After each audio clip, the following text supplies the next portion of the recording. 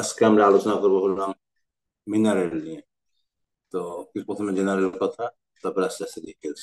Function of mineral আমরা যদি চিন্তা করি, function of mineral, although most of the naturally occurring mineral elements are found in animal tissues, many are thought to be present merely because they are constantly of the animal's food and may not have special function in its metabolism. যে অর্থে আমাদের যেটা mineral, যেটা mineral আমাদের অ্যানিমেলের শরীরে আসলে খুব গুরুত্বপূর্ণ জিনিস, শরীরে খুবই দরকার। However, some of the mineral elements required by animals for normal health and growth are needed in the such minute amount that construction of deficient diet is often difficult to achieve. তো যেটা হলো mineral আমাদের কম দরকার, যতটুকু দরকার না কেন সেই দরকার মিনারেল গুলোকে আমাদের কি করা দরকার, এই কাজ দরকার। 1950 সাল পর্যন্ত 13টা মিনারেলকে ধরা হয়তো যে এসেনশিয়াল, গুরুত্বপূর্ণ। 13টা কি কি? Calcium, phosphorus, potassium, sodium, chlorine, sulphur, magnesium. এবং এগুলো আসলে পরিমাণে বেশি দরকার। ঠিক আছে। আর মাইক্রো এলিমেন্ট যেগুলো আছে কি কি? Iron, iodine, copper, manganese, zinc এবং কোবাল্ট। এগুলো হলো পরিমাণে কম দরকার, এগুলো ম্যাক্রো আর মাইক্রো। পরে 1970 সালে আরো কিছু জিনিস পরে আবিষ্কার হলো। 70 সালে molybdenum, selenium, chromium, chlorine also list আছে, তাই না? তো তার মানে প্রায় এখন বর্তমানে প্রায় 40টার মতো মিনারেল আছে যেগুলো আমাদের জন্য দরকার। তা আমরা যদি আসলে কোনটা কতটুকু দরকার, আমাদের পরিমাণটা জানা দরকার। আমাদের যে দরকার যে এনিম্যালের যদি আমরা চিন্তা করি, যে ক্যালসিয়াম সবচেয়ে পরিমাণে বেশি দরকার জিনিস, সেটা হলো ক্যালসিয়াম। আমরা ডিটেলস আলোচনা করবো পরে।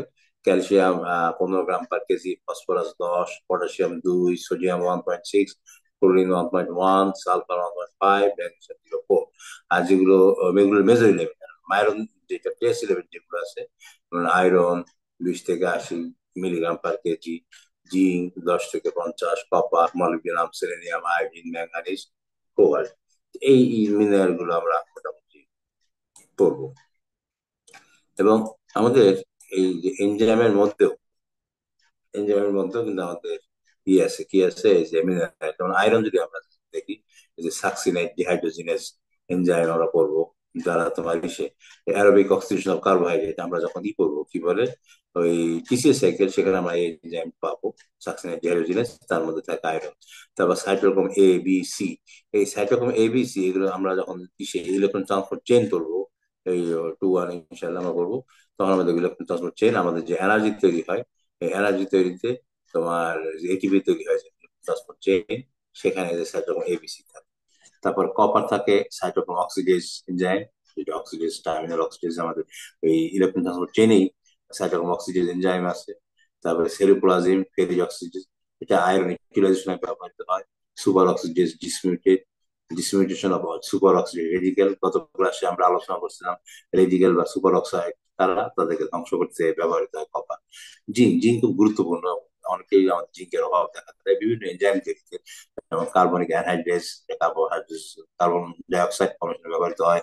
অ্যালকোহল ডিহাইড্রোজিনেস, তারপরে কার্বক্সিপেপটাইডেস এ প্রোটিনাইজেশনে, অ্যালকালিন ফসফেটেজ, এগুলি তৈরিতে কি দরকার? জিঙ্ক খুবই দরকার।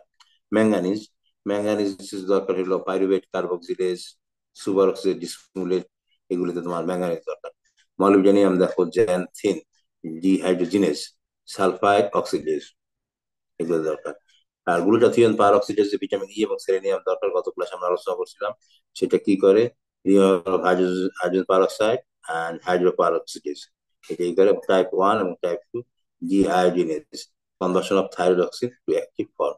এগুলো আমরা দেখলাম যে বিভিন্ন মিনারেল, এই মিনারেল গুলো এনজাইমের পার্ট হিসেবেও কাজ করে, এবং সেই এনজাইমের পার্টটা কি কাজ করে। সেই জন্য আমরা দেখলাম যে মিনারেল যে আমাদের খালি সেই কাজ করে তা না, এনজাইম তৈরিতেও বিভিন্ন মিনারেল কি আছে, ভূমিকা আছে। তো এখন আমাদের যে আসলে শরীর যদি আমরা চিন্তা করি, আমাদের শরীরের বড় পার্টি কি? এই মিনারেল। মনে করো আমাদের যে থাকতেছে কি বলে, আমাদের শরীরের যে গঠন, আমাদের হাড়, দাঁত, এই গঠনে কি লাগতেছে? সেখানে মিনারেল। এবং মিনারেলের মধ্যে আছে হলো সবচেয়ে ওখানে ক্যালসিয়াম, ফসফরাস, ম্যাগনেসিয়াম, এগুলো লাগে। আবার আমাদের শরীরে অ্যাসিড বেস যে ব্যালেন্স, সেখানে দরকার পড়ে সোডিয়াম, পটাশিয়াম, ক্লোরিন, এগুলো দরকার পড়ে। যদি তোমার সোডিয়াম, পটাশিয়াম, ক্লোরিন না থাকে, তাহলে কি হবে? আমাদের অ্যাসিড বেস যে কোনো ব্যালেন্স হবে না। এখন আমরা আসি তোমার ইয়ে কি বলে মেজর এলিমেন্ট। আমরা এখন স্পেসিফিক ভাবে, এগুলো ছিল হলো সাধারণ কথাবার্তা, ঠিক আছে, যে তাদের মেইন কাজ কি। এখন আমরা হলাম স্পেসিফিক মিনারেল নিয়ে আলোচনা করবো। তো মিনারেলের মধ্যে সবচেয়ে বেশি যেটা দরকার কি, ক্যালসিয়াম। একটা major element calcium. Calcium is the most abundant mineral element in the animal body. It is an important constituent of skeleton and teeth, in which about 90% of the total body calcium is found. The total যে calcium, calcium অনেক কাজ আছে, ঠিক আছে, calcium অনেকগুলো কাজ আছে। তার মধ্যে সবচেয়ে বেশি 99% ক্যালসিয়াম থাকে কোথায়, আমাদের স্কেলিটন, হাড় গঠনে এবং টিথ, হাড় এবং দাঁত তৈরিতেই 99% তোমার ক্যালসিয়াম থাকে। এবং in blood the elements of the plasma mammal usually contains 80 to 100 milligram, ঠিক আছে। তো মানে আমাদের ম্যামাল যারা 80 থেকে 120 মিলিগ্রাম ক্যালসিয়াম লাগে পার লিটার। আর যদি লেইং হেন হয়, যারা ডিম পাড়া মুরগি বা হাঁস যাই হোক না, যারা ডিম পারে, তার ডিম পাড়ার সময় তাদের রক্তে থাকতে হয় ক্যালসিয়াম 300 থেকে 400 মিলিগ্রাম পার লিটার। তা আমরা যদি হাড়ের কম্পোজিশন যদি আমরা দেখি, হাড়ের মধ্যে কি থাকে দেখো, যদি আমি 1 কেজি যদি দেখতে চাই, তাহলে 460 গ্রাম পার, আমি বা তুমি যদি পার্সেন্ট আসসালামু ধরো, আলাইকুম স্যার। ওয়ালাইকুম আসসালাম। স্যার, আমি আপুনমণি, আইডি 2306019। আমার ফোন নষ্ট, তো তাই আমি জাকিয়ার সাথে ক্লাস করতেছি। আচ্ছা, ঠিক আছে। তো তাইলে আমাদের এই যে ক্যালসিয়ামের কথা যেটা বলতেছিলাম, যে ক্যালসিয়াম তোমার ইসের মধ্যে 46% তোমার মিনারেল থাকে এর মধ্যে, কি বলে, টোটাল যে হাড় বোনের কম্পোজিশন যদি আমরা দেখি, 46% থাকে হলো মিনারেল, 36% প্রোটিন, 18% হলো ফ্যাট, ঠিক আছে, বাকি হলো জিনিস। তার মানে দেখা যাচ্ছে সবচেয়ে হাড়ের মধ্যে বেশি থাকে কি, মিনারেল। আর আমরা খালি মনে খালি মিনারেল থাকে, আর মিনারেল না, মিনারেল এবং এই প্রোটিন এবং ফ্যাটও কিন্তু থাকে। আমরা কিন্তু অনেক সময় ওই যে হাড়ের ভিতরের জিনিস খাইতে পছন্দ করি, অনেক সময় যে পায়া, এবং অনেকে বলে যে পায়ার ভিতরে জিনিস খাইলে কি হয়, ওটা ক্যালসিয়াম থাকে, ওটাতে কিন্তু আসলে ক্যালসিয়াম থাকে, ফ্যাট থাকে, ঠিক আছে। ক্যালসিয়াম থাকে ওই হাড় যে শক্ত যে পার্টটা, সেই পার্টটা। যাই হোক, এই যে কম্পোজিশনটা বললাম, এই কম্পোজিশন ভ্যারি করে কি করে, এখন যে এই ইনিশিয়াল স্টেজ অফ অ্যানিমেল এটা তার মধ্যে সবচেয়ে বেশি দরকার তাহলে কি পাইলাম আমরা, আর যে মিনারেল। আর মিনারেলের মধ্যে দরকার ক্যালসিয়াম। ক্যালসিয়াম আর ফসফরাস আর the two most abundant mineral in the bone. They are combined in a form similar that found in the mineral hydroxy carbide. দেখো, 3 ক্যালসিয়াম ফসফেট, ক্যালসিয়াম হাইড্রোক্সাইড, এই ফর্মে সে থাকে। তার মানে ক্যালসিয়াম কত বেশি পরিমাণ থাকে। বোন অ্যাশ কন্টেন্স অ্যাপ্রক্সিমেটলি, যদি দেখো যে বোনের মধ্যে যদি আমরা দেখি, এই হাড়ের মধ্যে ক্যালসিয়াম থাকে কত পার্সেন্ট, 36% থাকে হইলো ক্যালসিয়াম, 17% ফসফরাস, আর 1% থাকে হইলো ম্যাগনেসিয়াম।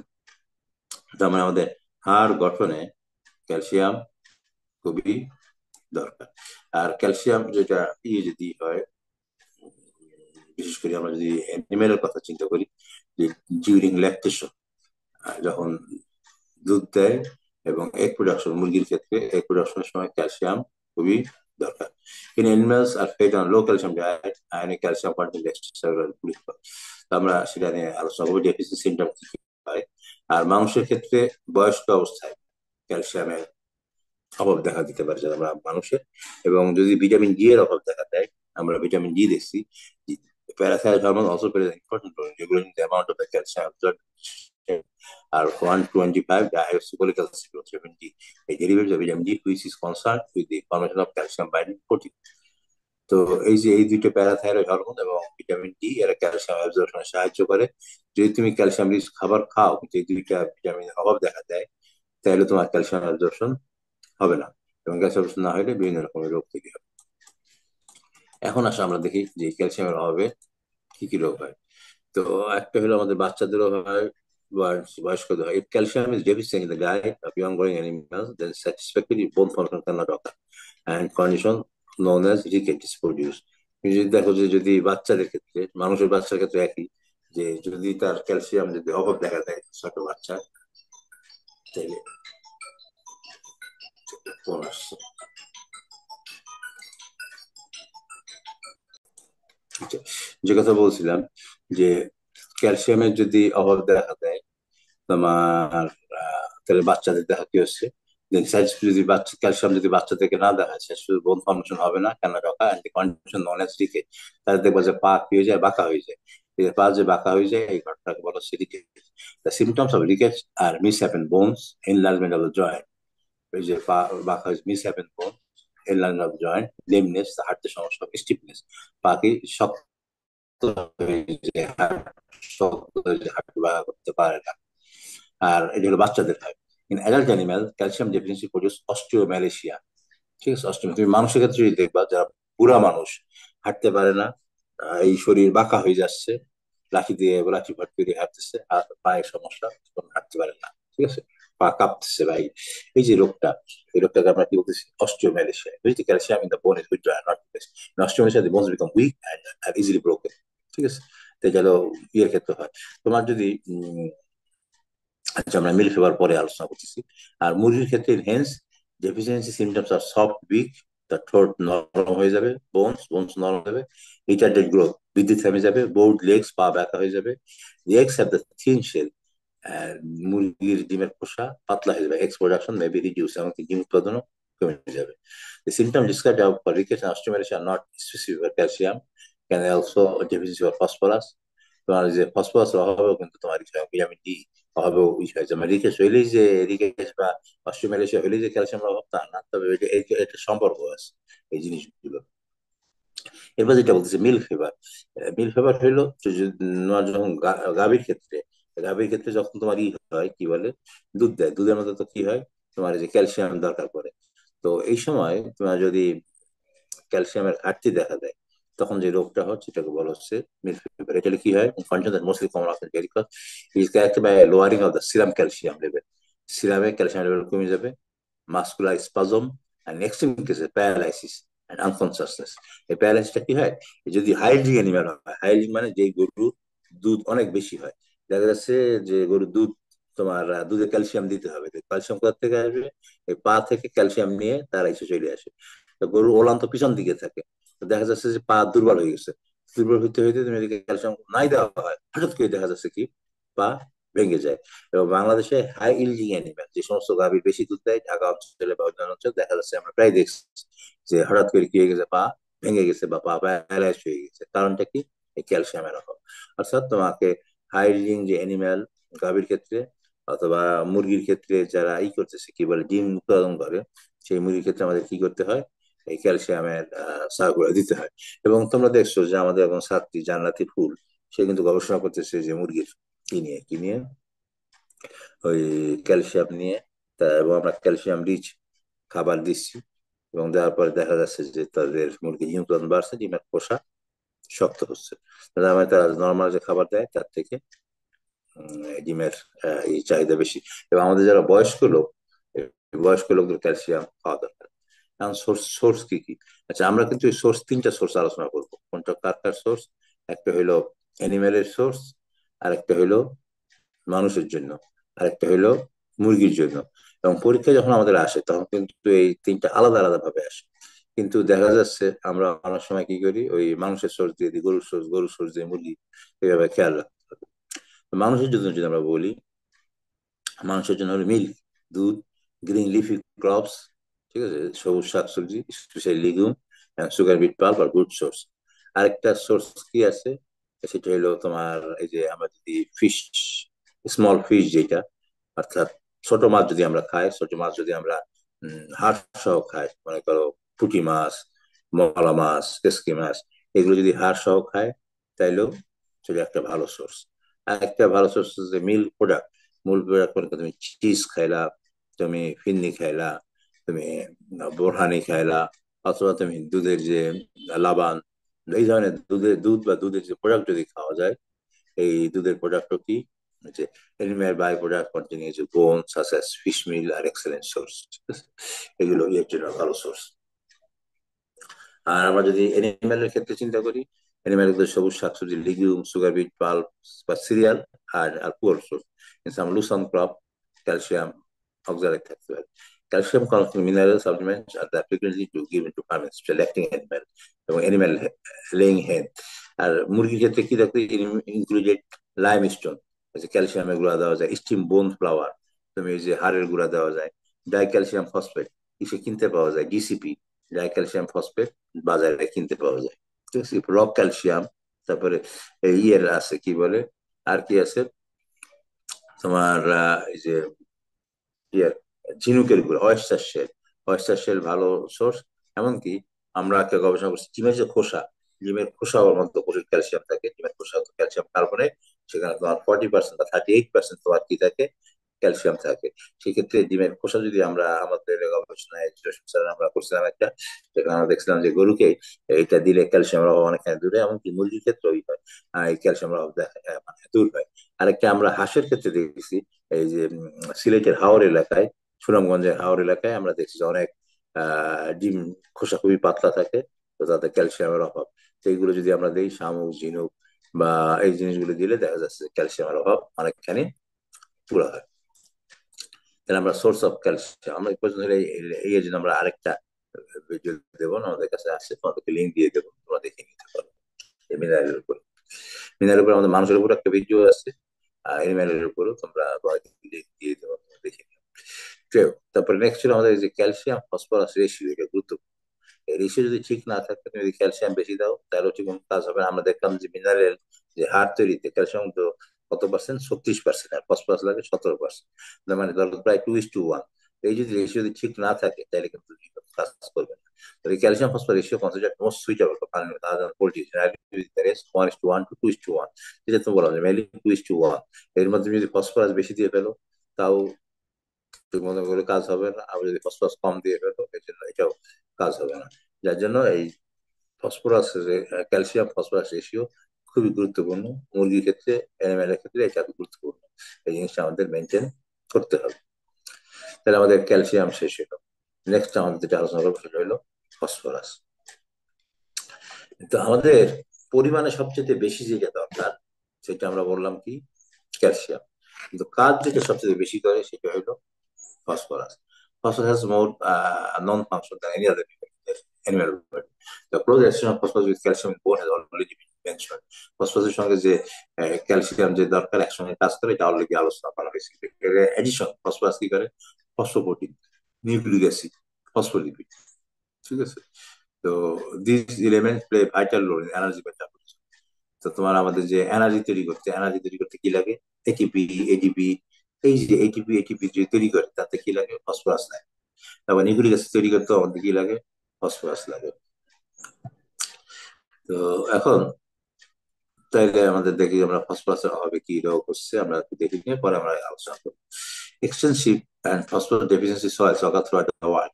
ওয়ার্ল্ড এখন প্রায় দেখা যায় সয় এই ফসফরাসের অভাব দেখা যাচ্ছে। ফসফরাস নির্দিষ্ট জায়গায় পাওয়া যায়। এবং আমাদের যে আমি বাংলাদেশ থেকে যে ধানের খড় নিয়ে গেছিলাম, ঘাস বা যেগুলো নিয়ে প্র্যাকটিস চেক করছি, যে মিনারেলটার অভাব বাংলাদেশের খাবারে বেশি বেশি সেটা হলো ফসফরাস। ঠিক আছে। তো ফসফরাসের অভাবে যে বোন ফর্মেশন দুর্বল হবে। ডেফিসিয়েন্সি ক্যান অলসো কজ ডিক্রেশন অস্ট্রোম্যালেশিয়া। পিকা হলো অ্যাপিটাইট, যেটা করবে কি গরু কি করবে, ফসফরাসের অভাব দেখা দিবে, সে তখন চিউড, কাঠ, বোন, র্যাক, এগুলো ফরেন ম্যাটেরিয়ালস ছাড়তে থাকবে। এই রোগটাকে বলা হচ্ছে কি pica. Pica is not specially sign of phosphorus deficiency, is mainly caused by other factor. আর বিভিন্ন মিনারেলের অভাবে পিকা রোগটা হয়। তার মানে গরু যদি এই জিনিসগুলো ছাড়তে থাকে তাহলে আমরা সেই লোককে কি বলি, তার মিনারেলের অভাব, তার মধ্যে মেনলি হলো phosphorus. Evidence phosphorus deficiency may be often analyse blood serum, blood test করলেই ফসফরাসের অভাব বোঝা যায়। ফসফরাস অভাবে কি রোগ হয় দেখো, low dietary phosphorus is also been associated with poor fertility. তার ফার্টিলিটি কম হবে, অ্যাপারেন্ট ডিসফাংশন ওভারি, ওভারি ঠিক কাজ করবে না, ডিপ্রেশন আর ইরেগুলেশন অফ স্ট্রেস। গরু তোমার নির্দিষ্ট সময় যেন স্ট্রেস হয়, হিট সাইকেল আসে, ফিজিওলজি নিশ্চয়ই পড়ছো, ইরেগুলার স্ট্রেস হবে। There are many examples throughout the world of phosphorus supplement. ঠিক আছে। গ্রেজিং এ যদি তুমি ফসফরাস সাপ্লিমেন্ট দেওয়া হয়, দেখা যাচ্ছে কি এই জিনিসগুলো মানুষের ক্ষেত্রে যদি ফসফরাসের অভাব দেখা দেয় তাইলে কি সমস্যা হয় দেখো। মানুষের ক্ষেত্রে একটা হলো যদি ফসফরাসের অভাব দেখা দেয় তার তো বোন দুর্বল হবে, এই টিথ দুর্বল হবে গেল এক নাম্বার। দুই নাম্বারে কি, ফসফরাসের যদি অভাব দেখা দেয় তার শরীর দুর্বল হয়ে যাবে, তার এনার্জি পাবে না। তুমি ধরো কার্বোহাইড্রেট, ফ্যাট এগুলি খাইলা, কিন্তু ফসফরাস যদি না খাও তাহলে কি এটিপি তৈরি হবে, হবে না। তোমার আবার মানুষের ক্ষেত্রেও যদি হবে, এটা গাভীর ক্ষেত্রেও তার ওভাম, ওভাম থেকে তোমার তৈরি হতে হবে, ওভাম তৈরি হতে হবে।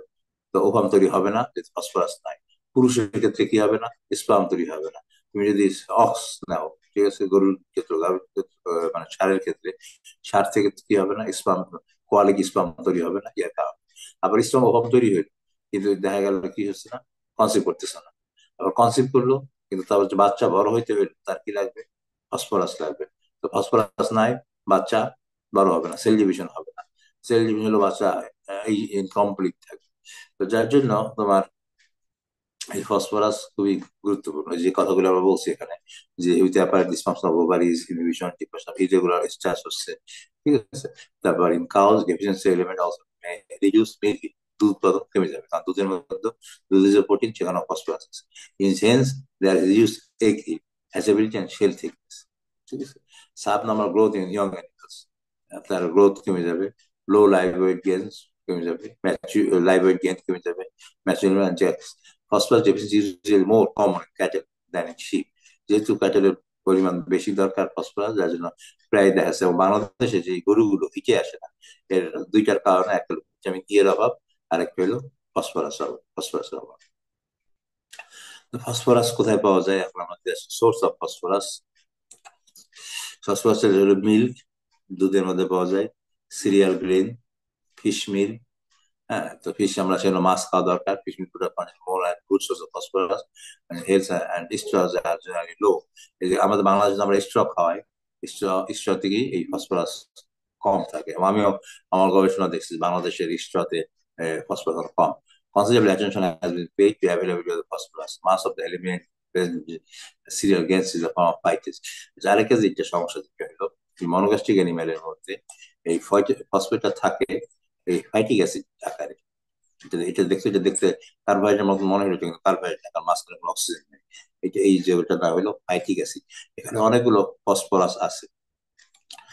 যে ফসফরাস থাকলেও এই ফসফরাস, এই যে ফসফরিক অ্যাসিড হিসেবে, কিন্তু এই মুরগি কি করতে পারে না, এই ফসফরাস হজম করতে পারে না। সেজন্য আমরা মুরগিকে কি করি, ফাইটেজ এনজাইম দিয়ে দিই। ফাইটেজ এনজাইম দিলে তখন কি করতে পারে মুরগি, এই এই হজম করতে পারে। আর গরুর ক্ষেত্রে যদি আমরা চিন্তা করি, রুবিনান্ট অ্যানিমেলের ক্ষেত্রে গরুকে তাকে সবুজ ঘাস খাওয়াইতে হবে। সবুজ ঘাসের মধ্যে পাওয়া যায় গ্লাইকোলিপিড, ফসফোলিপিড, স্ফিঙ্গোলিপিড। এবং তোমরা দেখছো ওই যে গ্লাইকোলিপিড বা ফসফোলিপিড আমরা লিপিড চ্যাপ্টারে পড়াইছি, এর মধ্যে কি আছে, ফসফরাস আছে। তো এই যে তুমি যদি এই গ্লাইকোলিপিড বা ফসফোলিপিড এগুলো গরুকে খাওয়াও, কাঁচা ঘাস খাওয়াও, তাহলে কি হবে, তার ফসফরাসের অভাব দূর হবে। মানে গরুকে তার হিটে আসার জন্য সবুজ কোন একটা জিনিস অবশ্যই খাওয়াইতে হবে। এবং আমরা দেখছি যে সেল মেমব্রেনে কি থাকে, ফসফোলিপিড গুলি থাকে। যদি ফসফরাস না পাওয়া যায়, তাহলে সবুজ ই তৈরি হবে না। যার জন্য আমরা ফসফরাস গুরুত্বপূর্ণ দেখলাম।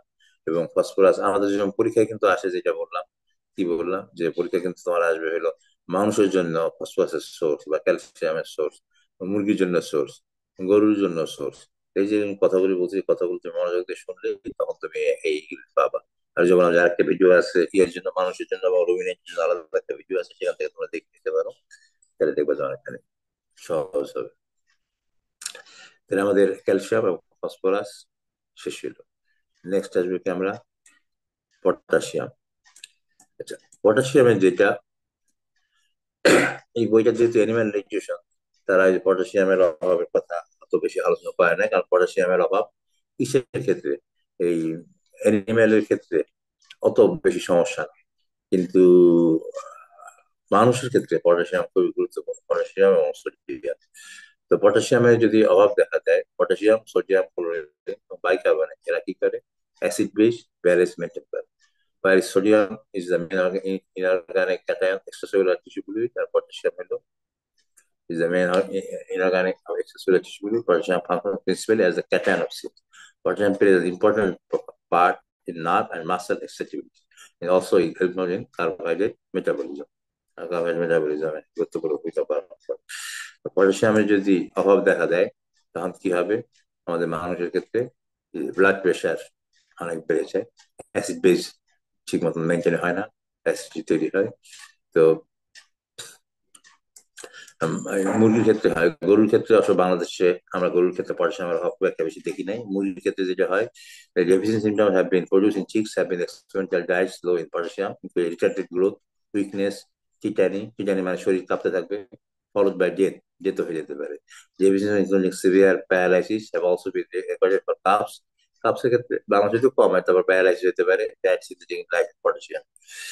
তো ইয়ের ক্ষেত্রে, মানুষের ক্ষেত্রে যদি পটাশিয়ামের অভাব দেখা দেয়, তার প্রেশার বেড়ে যাবে, তো তার অ্যাসিড বেস ব্যালেন্স মতো মেনটেন হবে না। এই জন্য তাকে পটাশিয়াম যুক্ত খাবার খেতে হবে। যেমন কলায় আছে পটাশিয়াম, তোমার আছে কি বলে কামরাঙ্গায় আছে প্রচুর পটাশিয়াম আছে, আঙ্গুরে আছে পটাশিয়াম, বিভিন্ন রকমের ফলের মধ্যে পটাশিয়াম বেশি পাওয়া যায়, ডাবের পানিতে আছে পটাশিয়াম। তো একটা জিনিস মনে রাখতে হবে, যদি কোনো ব্যক্তির কিডনির সমস্যা হয় তখন কিন্তু পটাশিয়াম খাওয়া যাবে না। পটাশিয়াম ভালো, কিন্তু কিডনি সমস্যা হলে এই পটাশিয়ামই তার জন্য ক্ষতিকারক। যেমন যেই লোকের কিডনি সমস্যা তার জন্য ওই যে তোমার ইয়ের কথা বললাম কি যেন, কামরাঙ্গা, তার জন্য কামরাঙ্গা বিষ, কলা তাকে খাওয়ানো যাবে না, তাকে ডাবের পানি খাওয়ানো যাবে না। অনেক সময় কিডনি সমস্যা আমরা যেটা মনে করি, রুগী হইলে কি হয়, তাকে খাওয়ায় ওই ডাবের পানি হসপিটালে। আমরা সমস্যা হয়েছে কিডনিতে, তুমি যাই তাকে ডাবের পানি নিয়ে গেলাম বা ফল ফলাদি নিয়ে গেলাম, আঙ্গুর টাঙ্গুর নিয়ে গেলাম। আমরা রুগী হইলে আঙ্গুর বা এই ধরনের ফল নিয়ে যাই। এই আঙ্গুর বাগানের জিনিসগুলো নিয়ে গেলে ওই মুহূর্তে তার জন্য কি হবে না, এটা উপকার পৌঁছাবে না, বরং তার জন্য ক্ষতির কারণ হয়ে দাঁড়াবে। এই জন্য আমাদেরকে এই সমস্ত বিষয়গুলো কি করতে হবে, খেয়াল রাখতে হবে। নেক্সট হলো আমাদের সোডিয়াম পটাশিয়াম, তোমরা একসঙ্গে আলোচনা করি। তো sodium, most of the sodium of the animal body is present in the soft tissues and body fluid. Like potassium, sodium is constantly the acid-base balance and osmotic regulation. Sodium is the chief cation of blood plasma and other extracellular fluids of the body. Sodium concentration within the cells is low, element being replaced largely by potassium and magnesium. Sodium also plays a role in transmission of nerve impulse and the absorption of sugar and amino acid, etc. তো amino acid এবং ই করতেও আমাদের absorption hormone exchange করবো, আমাদের active এবং passive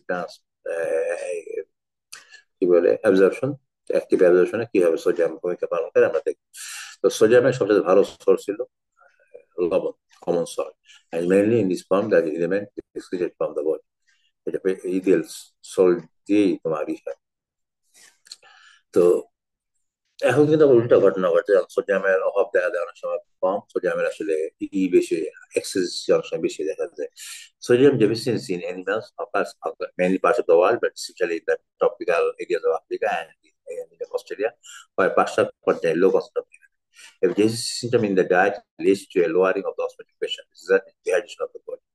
Symptoms of sodium deficiency include poor growth and reduced utilization of digested protein and energy. Hence, equestrian growth are adversely affected. তো তার মুরগির ক্ষেত্রে উৎপাদন কমে যাবে। মুরগির ক্ষেত্রে যদি সোডিয়ামের অভাব দেখা দেয়, তাহলে যেটা হয়, মুরগি কি করবে, ঠোকাঠুকি শুরু করবে। তার সোডিয়ামের অভাব দিলে একজন একজনকে, একটা মুরগি আরেকটা মুরগিকে খাওয়া শুরু করবে বা ঠোকাঠুকি শুরু করে দেয়। সেক্ষেত্রে লবণের পরিমাণ একটু বাড়াই দেয়। আর আমরা গরুর ক্ষেত্রেও কি করি, যে 0.5% দেখবা যে লবণ দিয়ে দেওয়া। লবণ খালি স্বাদের জন্য কাজে লাগে তা না, এটা কি করতেছে, আমাদের এই যে সোডিয়ামের ব্যালেন্স আমাদেরকে মেনটেন করতেছে। মানুষের ক্ষেত্রে সোডিয়াম যদি তোমার কম হয়, তাহলে দেখবা যে কি হয়ে যাবে, কি বলে ওই যে ব্লাড প্রেশার কমে যাবে।